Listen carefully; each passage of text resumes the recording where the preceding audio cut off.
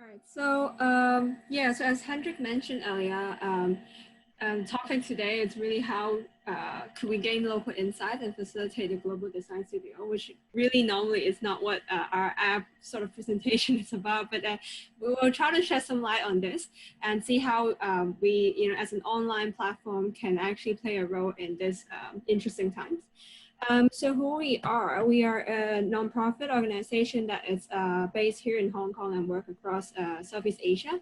And what we do is actually, we come from the perspective of culture and heritage, and we document what we call the soul of a neighborhood or the spirit of place before it disappears from the cityscape. So we're not talking only about buildings, but also intangible culture in terms of stories, collective memories, and people. And we document them in the format of an app, but we also go kind of in an illustrated map format, but also a lot of neighborhood pop-up events and publications. And our aim are in threefold. We really want to reach a newer generation in terms of making old stuff, history, heritage relevant to a younger generation through digitalized formats. We really want to make locals feel proud of their culture and heritage, which is often unseen and or overlooked, such as the guy on the right who is actually selling picture frames in the middle of a place called Slave Island in Colombo in Sri Lanka. And we put his story on our app as seen and on the map, and he's really happy about it because even if you're actually a tourist traveling in that area, you would not basically cast an eye or talk to him because of language issue and otherwise. So really, we want to bring footfall to this location in a normal traveling situation and make them proud. But even more importantly, maybe for this current pandemic situation and this societies, is that how can we start a conversation that's really needed in societies between different stakeholders, whether it be the residents, newcomers and old people, or whether it be expats or government departments and NGOs and all sorts of players and stakeholders in the cities and societies. So the way we gather local insights are actually based on quite a few principles, and it's really about being local centric. So all our content are actually created by locals, our maps designed by locals, and as much as also possible, the money comes from local governments and local corporations.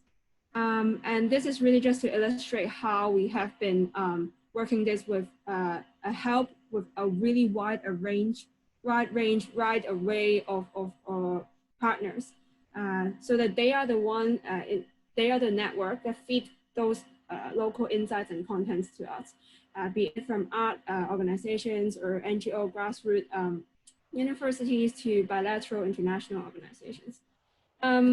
So this is the methodology that we follow for quite a few years, since 2014. It's about how we map, share, and protect culture and heritage. And this is really roughly the 6 steps that we've been using so far, localizing to different contexts.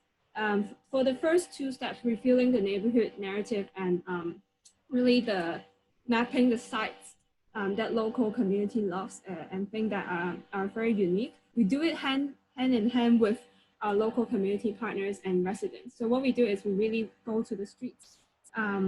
We do street station, focus group interviews, surveys, whatever that's possible in that particular community and neighborhood to understand what is the neighborhood narrative that would otherwise be overlooked or not documented. And then we pick out the sites and the stories and the people that can actually reveal that narrative to us. And so we're not the ones who pick though. The residents and the neighborhood organizations are the ones putting their votes on what should be the stories being told on the app and in the wider community. But we serve as a facilitator and a platform for them to voice out their opinions. So then we lead a team of local creatives and freelancers to document that in the form of visual, audio visuals, sketching. So this is the step 3 and 4. And lastly, we share it back to the community. As much as possible, we share it offline as an event and as a pop-up, as really any kind of forums that can reach the local community.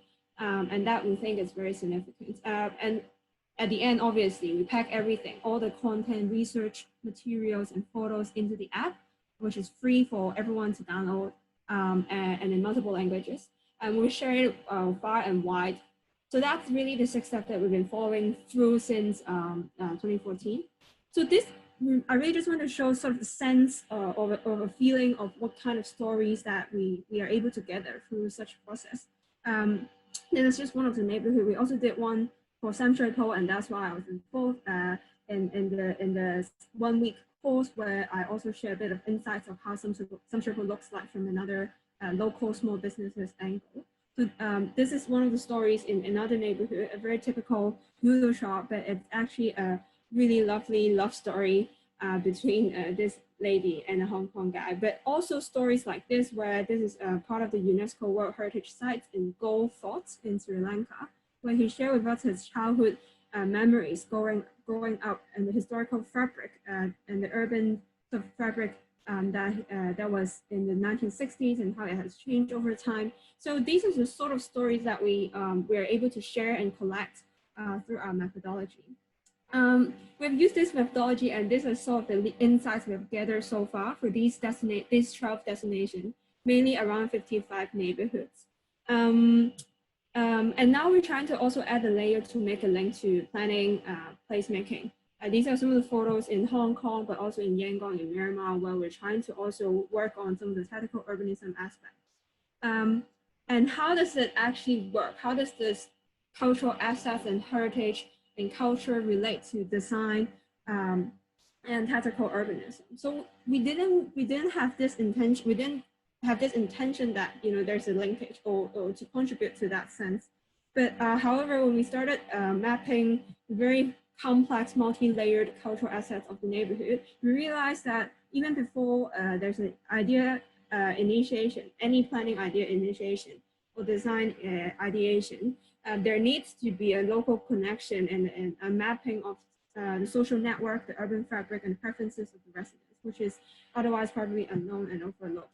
Our mapping process also actually serves as a neutral platform and a topic to discuss to build trust and relationship and presence, whether it's among the social worker, among the residents or between the practitioners, designers, and the residents.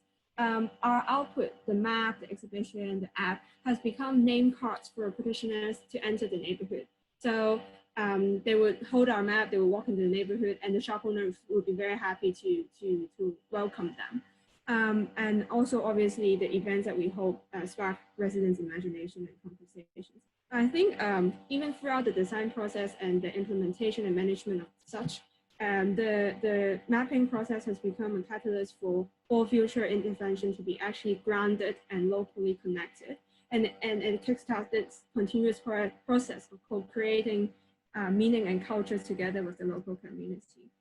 Just the last point, because I really just added this point just now when Hendrik and Mildred were talking, really to, in this new age, responding to the new forms of tourism and new ways of experiencing a place, we're looking at virtual tour, we're looking at opening our platform to crowdsource and audio experiences. But my question really for today's discussion is, how do we leverage local insights and community networks for global designs, given that for example, we have already worked with 100 partners in the region? And how does the design actually feed back to the local community? Yeah, so that's it for today. And you can follow the app and our social media platforms for our discovery.